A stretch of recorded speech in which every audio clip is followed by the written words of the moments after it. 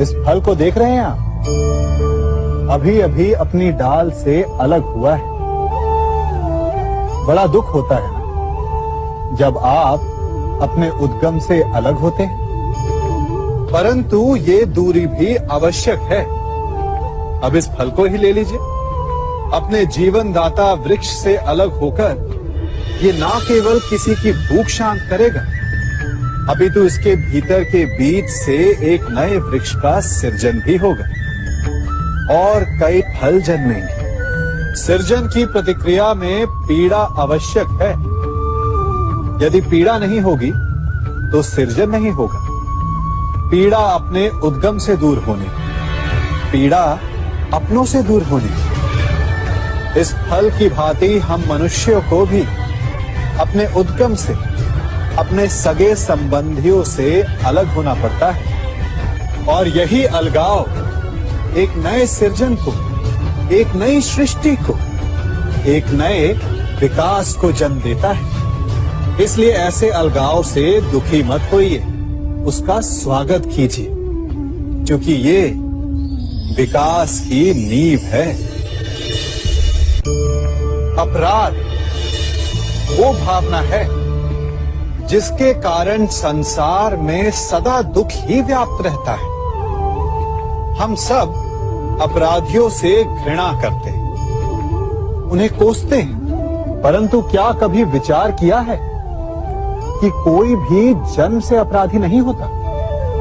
तो ऐसा क्या कारण है कि कोई इतना बुरा बन जाता है कि वो बुराई की सीमाएं ही पार कर जाए? कारण है कामना। यदि कामना पर नियंत्रण ना रखा जाए, यदि कामना को पूर्ण करने के लिए परिश्रम ना किया जाए, तो वो तृष्णा में बदल जाती है, और तृष्णा लालच में, और लालच छल में, और छल करते ही मनुष्य अपराध की ओर अपने पग बढ़ा देता है। इसलिए ये अत्यंत आवश्यक है कि मन की कामनाओं पर नियंत्रण रहे। यदि मन पर नियंत्रण रहेगा तो अपराध पर स्वयं ही नियंत्रण हो जाएगा। हम सबका मन करता है कि हम जीवन में ऐसे शिखर पर पहुंचे जहां हमसे ऊपर कोई ना हो, जहां हमें कुछ करने की आवश्यकता ना पड़े, है ना? कुछ लोग इस शिखर पर पहुंच भी जाते हैं, परंतु उनका मन सदा विचलित रहता है। इतनी मनोरंजक बात है ना कि जिस विश्राम को पाने के लिए हम इतनी मेहनत करते हैं, इतना परिश्रम करते हैं, वो हमें मिलता ही नहीं। कारण स्वयं सोचिए, वन का राजा होने के पश्चात भी सिंह को अखेट के लिए परिश्रम क्यों करना पड़ता है? सोचिए।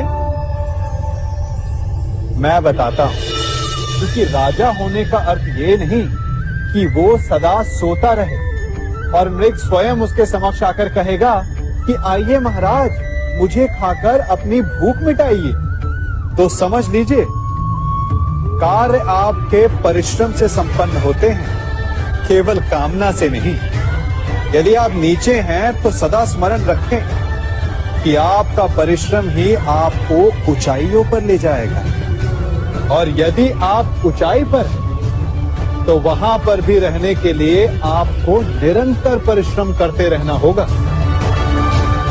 अर्थात परिश्रम से मुक्ति नहीं है, क्योंकि परिश्रम ही जीवन है। सबसे अधिक महत्वपूर्ण क्या है?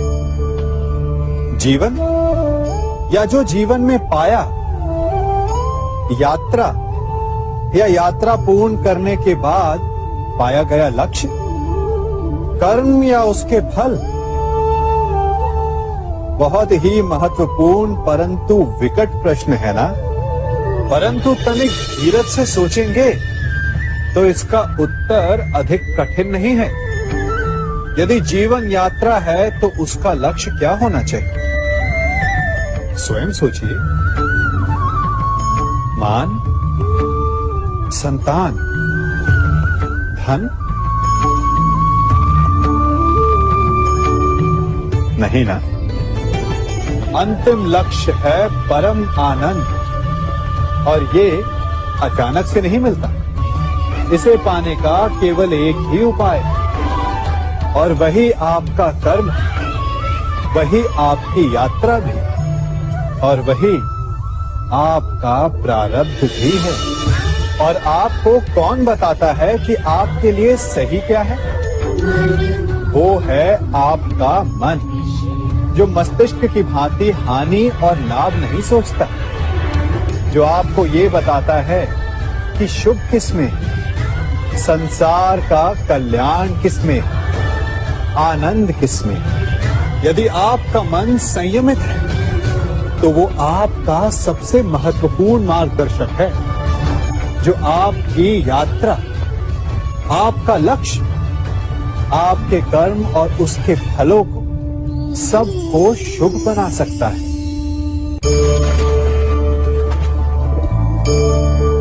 इन पक्षियों को देख रहे हैं आप? इनका उड़ना वायु में इतना संतुलन मुक्त कर देता है ना?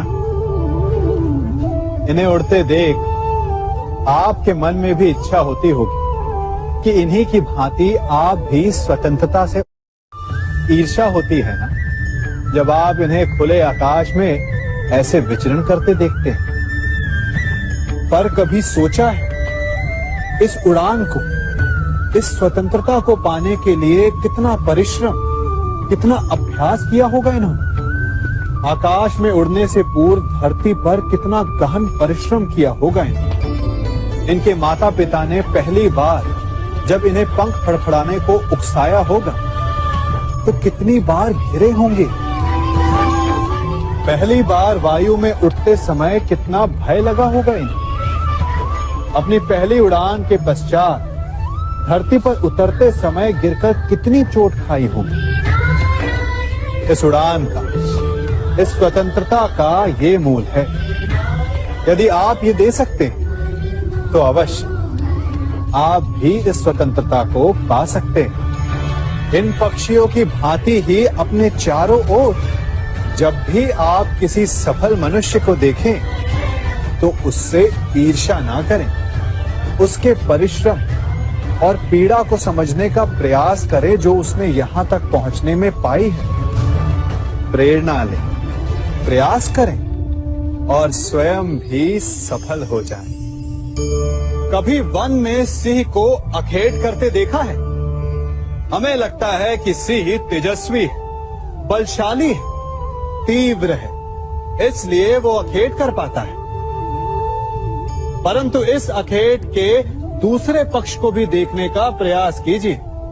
सिंह अखेट तभी कर पाता है जब हिरण आस छोड़ देता है, जब वो भागना बंद कर देता है, जब वो संघर्ष करना छोड़ देता है। सिंह हिरण की मृत्यु नहीं चुनता, हिरण स्वयं अपनी मृत्यु चुनता है। ठीक उसी प्रकार असफलता हमें नहीं चुनती, हम असफलता को चुनते हैं। ये हम ही हैं जो आशा को छोड़कर संघर्ष करना छोड़ देते हैं और भाग्य का अखेट बन जाते हैं।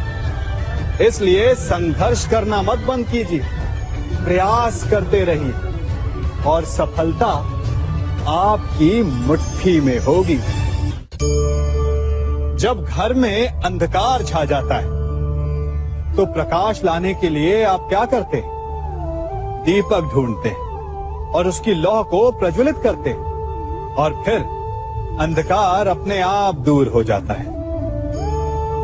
अब आप कहेंगे कि इसमें कौन सी नई बात है? यदि अंधकार को दूर करना है तो दीपक की लौ को प्रज्वलित तो करना ही पड़ता है। यही बात तो समझने की है। यदि अंधकार से लड़ना है तो अंधकार का सहारा नहीं लिया जा सकता, उसके लिए प्रकाश की आवश्यकता होती है। घृणा का अंत करना है तो उसे घृणा से अंत नहीं किया जा सकता, उसे प्रेम की आवश्यकता होती है। शत्रुता का अंत शत्रुता से नहीं किया जा सकता, उसे क्षमा की आवश्यकता होती है। यदि आपको नकारात्मक ऊर्जाओं से लड़ना है तो स्वयं को सकारात्मक बनाना होगा और तभी आपके जीवन में वास्तविक आनंद आ सकेगा। एक न एक बार हर युवा के जीवन में एक ऐसा समय आता है जब उसे लगता है कि उसके माता पिता उसके साथ बहुत कठोर हो रहे हैं। मैं आपसे पूछता हूं, क्या आपने कभी कुम्हार को मटकी बनाते हुए देखा है? वो गीली माटी से मटके को चाक पर आकार देता है और वास्तविक आकार वो मटकी को तब देता है जब वो लकड़ी के संभल से मटके को बाहर से पीटता है। हम सभी उस कुम्हार को मटके को पीटते हुए देखते हैं, परंतु उस कुम्हार के उस हाथ को नहीं देखते जो मटके को भीतर से बाहर की मार से सहारा दे रहा है। हमारे माता पिता भी ऐसे ही होते हैं।